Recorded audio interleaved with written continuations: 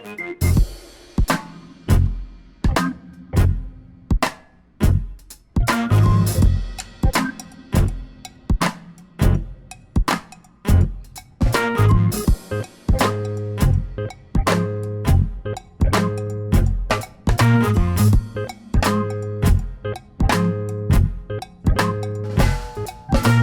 acá en la zona del Chaco semiárido, en una parte de zona boscosa que presenta algunos parches de bosque bien conservados, pero muchos otros que están muy degradados. Y entonces estamos acá con el fin de llevar a cabo un proyecto de restauración ecológica para recuperar parte del bosque nativo. El proyecto tiene como objetivo probar una estrategia de restauración activa, que se llama, que consta en utilizar plantas que ya están establecidas en el bosque degradado y ver si esas plantas pueden servir como nodrizas, que se llama, que son plantas que pueden facilitar el establecimiento y el crecimiento de otras plantas, de otras especies que son claves en el bosque, como el algarrobo, y que eso después va, disparar la sucesión de establecimientos de plantas para poder recuperar las distintas estructuras del bosque.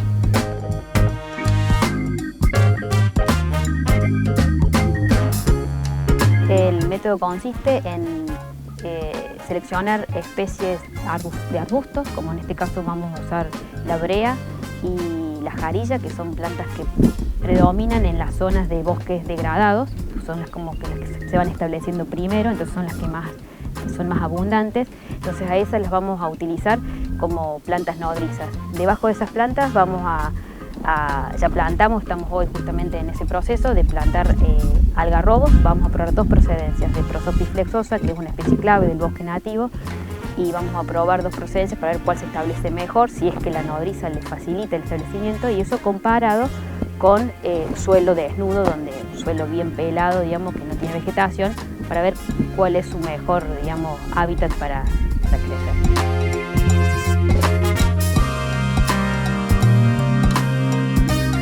Nosotros las empezamos a plantar hoy, les hacemos un riego hoy y después ya quedan en el tiempo, digamos, yo las vengo a controlar el crecimiento, pero ya no llevan riego. Una vez que quedan establecidas, es como a ver cómo se la banca cada una en su distinto hábitat, ya sea debajo de una jarilla, debajo de la brea o en el suelo desnudo.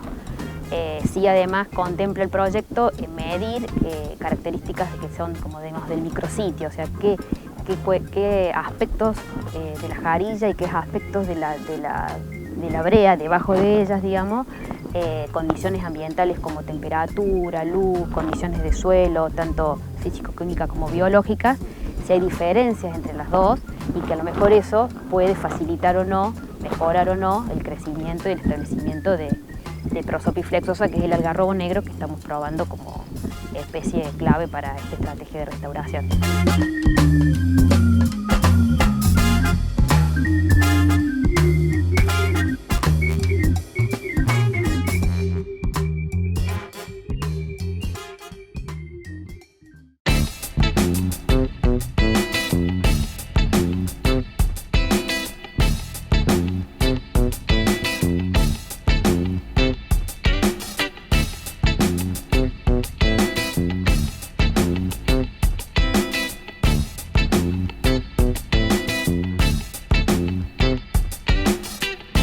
Encontramos en la estación experimental del INTA Marco Juárez, justo en un ensayo de trigo de verano.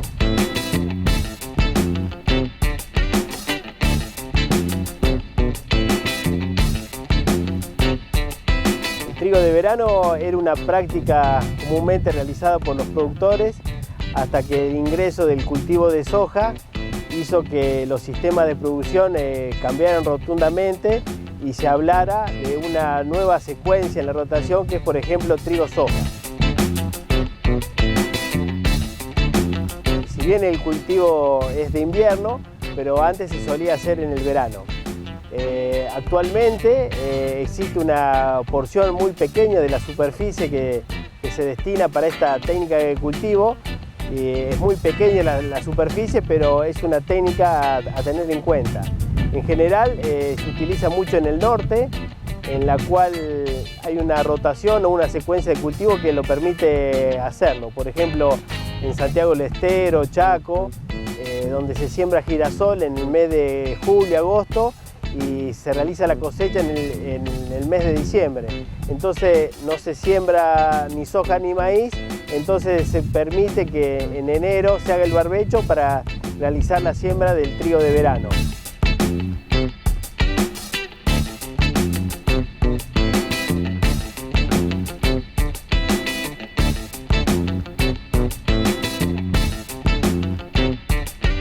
Bajando a la pampa central, la utilización de esta técnica de cultivo es muy puntual. Por ejemplo, también puede ser en una rotación donde se utiliza en los planteos mixtos un maíz para silo. Focalizándonos sobre esta técnica de cultivo, se utilizan ciclos bien cortos, que sean primaverales y sean insensibles al fotoperíodo. Cuanto más corto sea el ciclo, mejor, porque estamos hablando de una ventana de siembra desde febrero hasta que lleguen las primeras heladas en mayo. O sea, la fecha recomendable para esta zona y para el norte sería el mes de febrero. No se recomienda sembrar en enero porque el cultivo de trigo, al ser una especie invernal, tendría problemas en la germinación.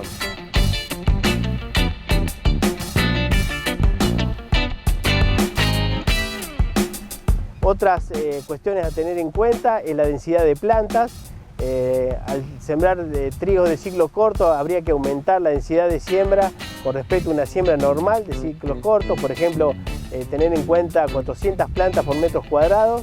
Y bueno, también hay que tener en cuenta la sanidad.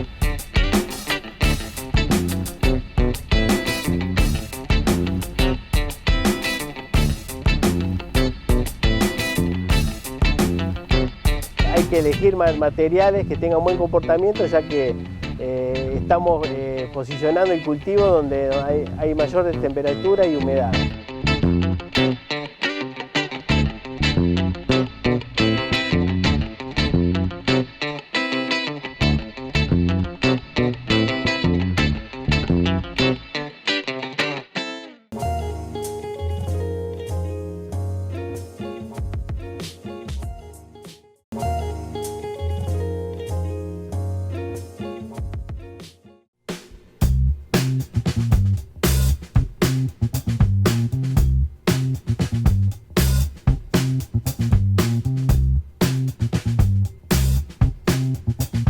La agroecología para el INTA es un modo de hacer, un modo de producir, y tiene una historia larga, ya que la adoptamos hace 30 años atrás para el proyecto Pro Huerta de agricultura urbana, entendiendo que era el modelo técnico más apropiado cuando uno incluye en este modelo de producción a los ciudadanos comunes, ¿no es cierto?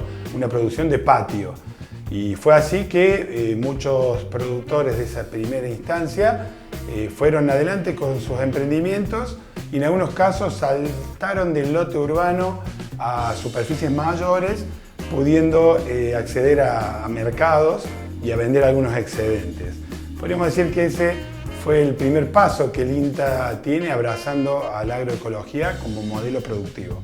Un modelo productivo que siempre está destinado a convivir con otros modelos, ¿no? Con otros modos de hacer. Muy posteriormente, en distintas experimentales, se llevaron a cabo experiencias que con el mismo sentido de la agroecología intentan reemplazar tecnología de insumos por tecnología de procesos. Y es así que tenemos en algunas experimentales, como la de Marco Juárez, el módulo periurbano, donde se inician ya en producciones extensivas, se intentan calibrar modelos agrícolas extensivas y también modelos ganaderos extensivos. Te diría que al día de hoy los modelos ganaderos extensivos ya están muy validados porque el animal juega un rol preponderante para poder llevar a cabo el modelo de agroecología en superficies mayores. De todos modos, hay muy buenos avances en lo que es agricultura extensiva, llevada de la mano de la agroecología, donde no me animo a decir que tengamos ya una propuesta generalizada y aplicable en todos los ámbitos, pero sí que hemos tenido muchos avances y mucha reducción de insumos. En algunos casos, los conflictos entre los márgenes urbanos y el sector rural que invitan al productor a trabajar de otro modo. pero también es una oportunidad y es bueno que sea visto así, porque hay un mercado que demanda productos hechos de otro modo. Es una cuestión de elecciones, no siempre fundada en cuestiones de calidad alimentaria, sino simplemente de elecciones, ¿no? Entonces creo que un mercado es una oportunidad y esto es lo que intentamos explorar con las distintas experiencias.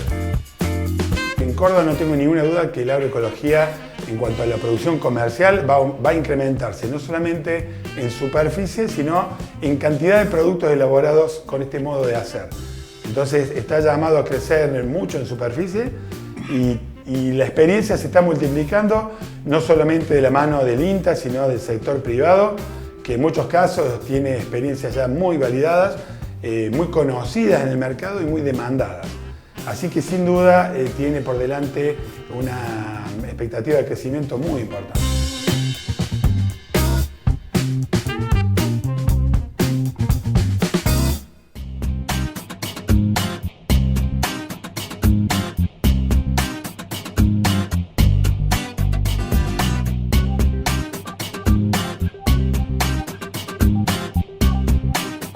El consumo de carnes o de carnes rojas en el mundo tiene en todos lados esta tendencia, o sea, de que sean diversas las fuentes de carne roja. O sea, aún en los grandes consumidores de cerdo, por ejemplo, ya no consumen tanto cerdo y consumen más ave, aparecieron otras especies. En Argentina, que éramos consumidores de 70 o más kilos de carne por habitante por año de carne bovina, hoy estamos por debajo de los 55, 57, 55 y vamos a seguir bajando. Pero no es solamente una cuestión de precios relativos, es una cuestión también de tendencias globales, o sea, de las preferencias de los nuevos consumidores. Las generaciones de los millennials para acá ya no tienen la misma percepción de calidad de dieta que teníamos nosotros asociada a la carne bovina. Ya es otra la percepción de que las carnes está bien, está bueno comer carne bovina, como también comer carne de ave, algo de cerdo, pescado. Esa es la estructura nueva y es la estructura que uno tiene que entender. Ya no somos dueños de la canasta familiar, los ganaderos, digamos, los que estamos en carne bovina. Yo creo que está bueno que la sociedad se diversifique en el tipo de carnes que come. Genera diferentes negocios, tracciona diferentes negocios, tracciona diferentes visiones, diferentes modelos. Algunos riesgos que emergen de eso es que tenemos que ser serios en la forma en producir esas carnes. La carne bovina tiene una particularidad. La carne bovina, como es generada por un rumiante, y el rumiante utiliza el rumen, utiliza un filtro de calidad, porque todo el alimento es fermentado, digerido en ese rumen y luego pasa al músculo o al tejido animal. Allí hay un lugar donde se da la oportunidad de destruir, de controlar cualquier digamos, toxina o cuestión que pueda estar asociada al alimento, y el rumiante, por fermentarlo en el rumen, le baja su importancia, su incidencia, y por lo tanto no se traslada a la carne. En los monogástricos, en aves y cerdos, no están así. Hay un traslado más directo del tipo de alimento, de la dieta, a la carne o a la grasa. Entonces, está bueno que comamos más carne de ave, está bueno que comamos porcino. Ahora que estamos comiendo bastante de eso, lo que es la cuestión higiénico-sanitaria, los protocolos de calidad y inocuidad de carne son importantes. Todos tenemos la percepción de que un ternero gordo, por supuesto, va a ser más tierno que un novillo. Eso ocurre porque, sí, justamente, si yo faeno un novillo y a las 24, 48 horas lo saco del frigorífico, de la cámara de frío, cuando todavía ni siquiera está fría la carne, la llevo a una carnicería, lo desarmo y lo vendo, un ternero gordo, un ternero de 300 kilos con una costillita chiquita, va a tener probablemente mayor terneza que la carne de novillo, porque no terminó esa carne de madurarse, no terminó de convertirse en carne, sigue siendo músculo, sobre todo por el tamaño de los cortes. Ahora, si tuviera sus 5 o 7 días de proceso, que como debieran tener por lo menos, ya no se diferencian. Entonces, cuando yo hablaba de la calidad de carne, el mundo del comercio de carnes de valor no pasa por vender carne de ternero. No se ve de esa manera. Pasa por carne de animales de buen peso, jóvenes, de menos de 2 años, pero de muy buen peso a faena, que hacen mucho músculo, mucha carne por por res. Entonces esa es la carne y es sumamente tierna, o sea, sumamente, generalmente en ese tránsito internacional están más de 7 días, están 12, 14, 21 días en tránsito, en cajas, enfriadas. Eso genera una maduración y es lo que el mundo está acostumbrado.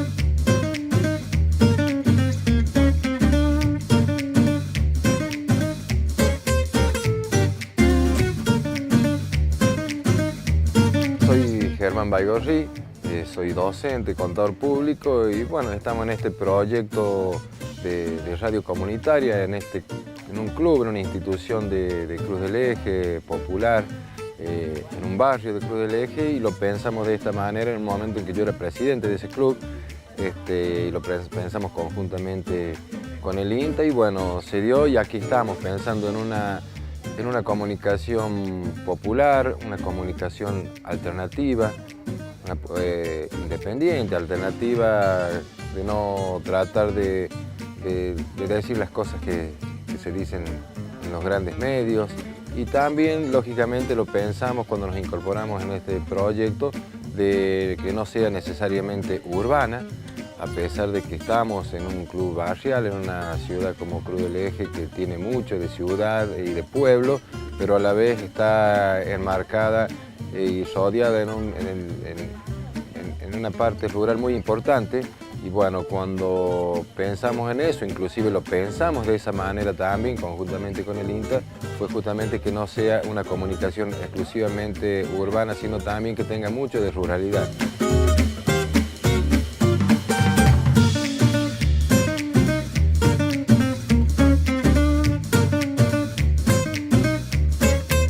Bueno, en este caso el proyecto de comunicación en ProHuerta tiene que ver con acompañar a radios comunitarias de la región, de la zona del norte de Córdoba, estamos hablando de Cruz del Eje, San Marcos Sierras, Cerrezuela, bueno, como una región bastante próxima.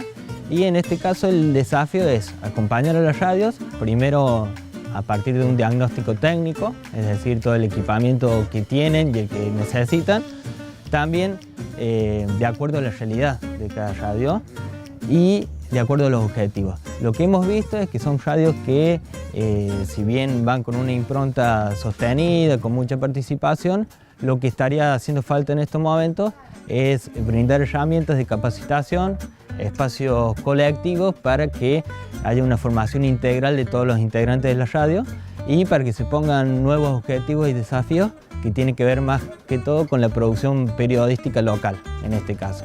Más allá de lo periodístico es también promover la participación para que diferentes vecinos y vecinas de cada comunidad se sumen a la programación y que no se entienda nada más a la radio comunitaria como un medio de comunicación que sale al aire, sino que también tiene mucho anclaje territorial a partir del trabajo barrial que se puede hacer en la comunidad.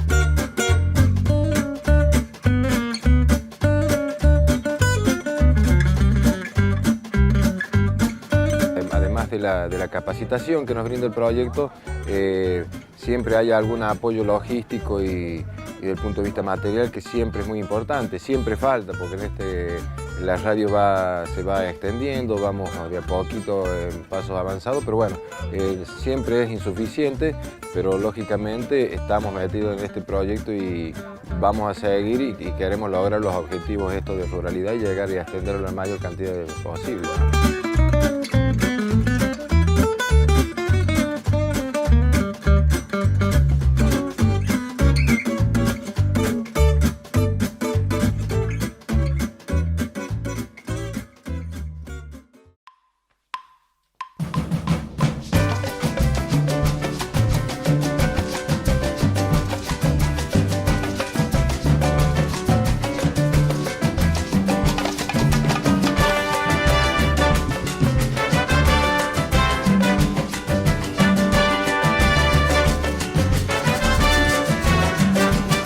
Aquí estamos en San Esteban, Cali, Mónica, en nuestro pequeño espacio donde producimos alimentos para nosotros y semillas para el intercambio.